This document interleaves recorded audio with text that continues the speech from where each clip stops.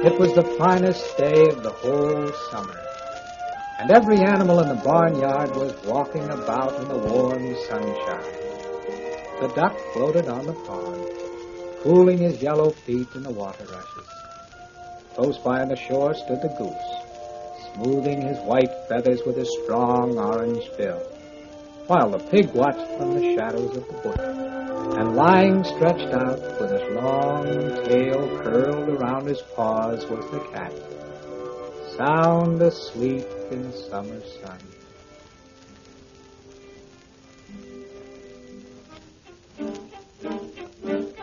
The little red hen walked about the barnyard clucking to herself.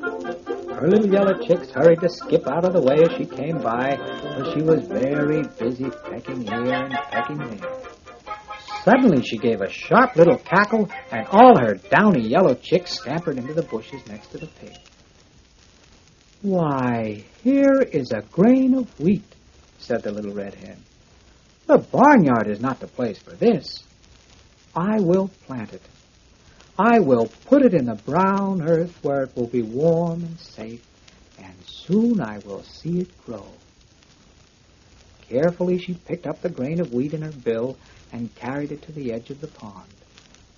"Look, look, look," she clucked. "I have found a grain of wheat right here in our own barnyard." The duck gave a flip with his yellow feet and glided on through the water rushes. The little red hen was always clucking busily about something, and on such a warm summer day as this. "Who will help me plant the wheat?" the little red hen called to the barnyard. "Not I," said the duck.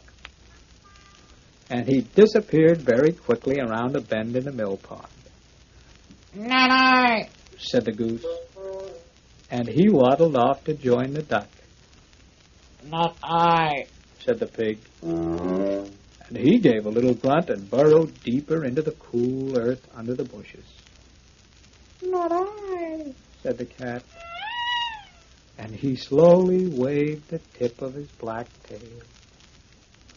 "Very well," said the little red hen. "I will do it myself." And she did. She chose the very best place in the whole of the barnyard and planted the wheat so that it would have the first warm rays of the sun in the morning and the last cool drops of the dew at night.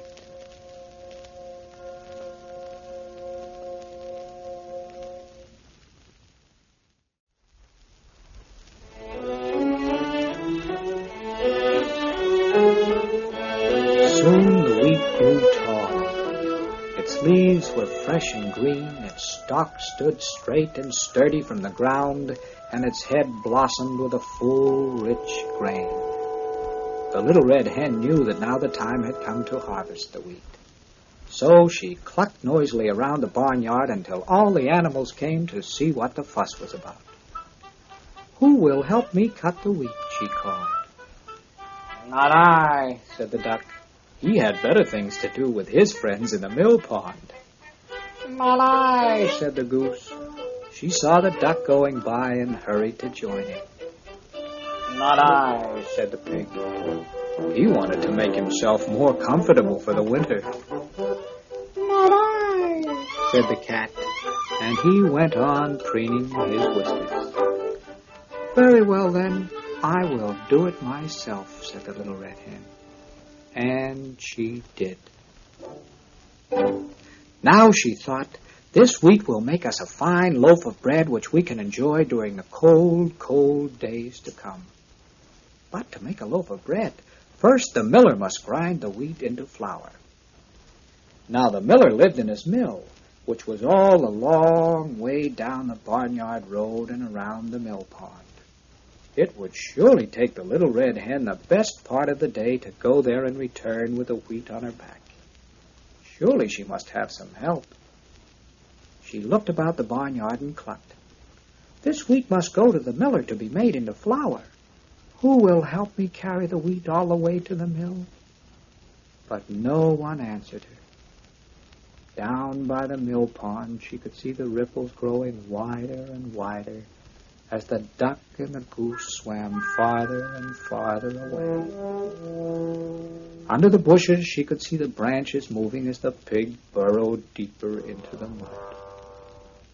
And around the corner of the house, she saw just the tip of the black cat's waving tail as he disappeared from sight. "Ah, well," she said, "I will do it myself." And she did. She carried the wheat to the miller, and he made it into a fine white flour. This he put into a good, strong sack, which he tied on the little red hen's broad back, and off she started for home.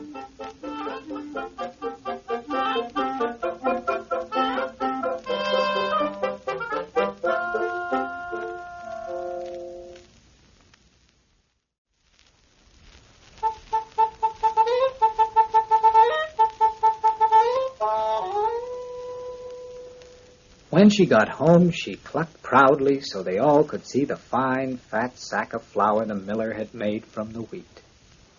"Who will help me make this flour into dough?" she asked. "Not I," said the duck. He was learning to stand on his head at the bottom of the mill pond. He could waste no time on foolishness. "Not I," said the goose. Standing about in a kitchen would make his feathers too dingy and gray. That wasn't for him. "Not I," said the pig. He was getting so fat he had to look for another pig pen. He had much better things to do. "Not I," purred the cat. There was a saucer of cream waiting for him under the chair, and he could hardly wait to taste it. And licking his whiskers, he stalked off, lifting his paws high in the air and waving his tail proudly back and forth. "Well, then," sighed the little red hen, "I must do it myself." And she did. She took out a fresh apron and tied it tightly about her waist.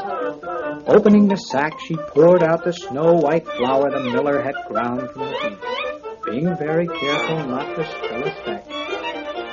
Carefully she mixed the dough and patted it into shape with her wing. Then she gave it an extra quick little flip across the top and popped it into the oven to bake. While the loaf was baking and browning in a warm oven, the little red hen settled down to take a nap until the bread was done.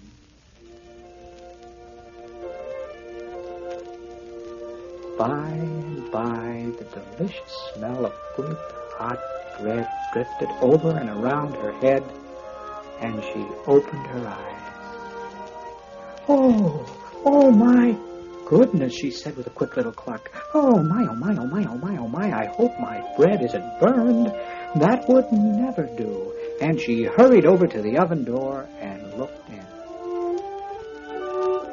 There was a loaf of bread, golden brown and so crusty and delicious as the most wonderful loaf in the world. The little red hen smiled happily, and she pulled it out of the oven and set it on a window ledge to cool.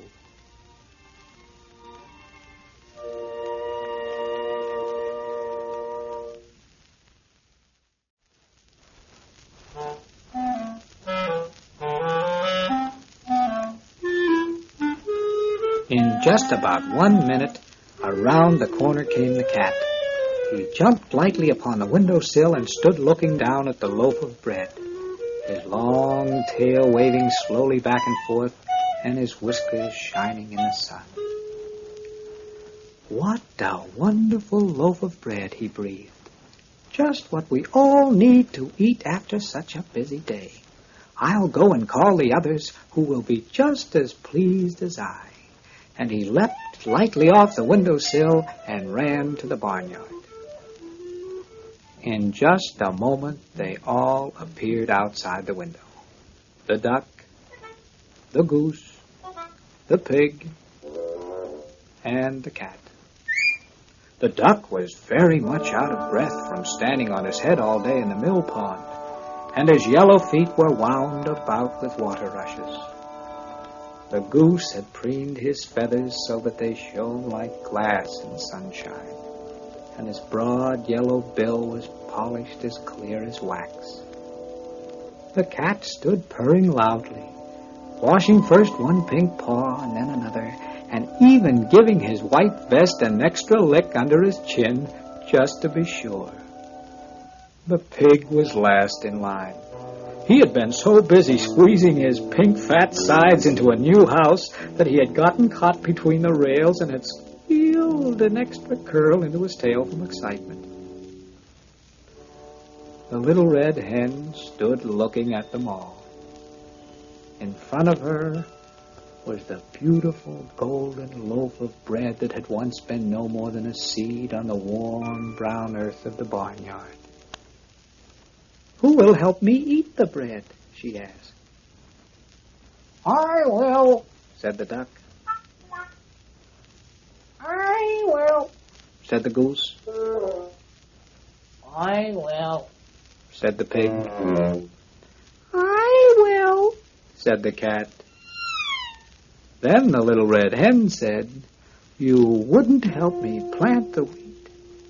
You didn't help me cut the wheat. You did not help me carry the wheat to the mill.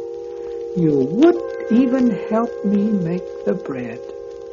So I will eat it myself." And she did.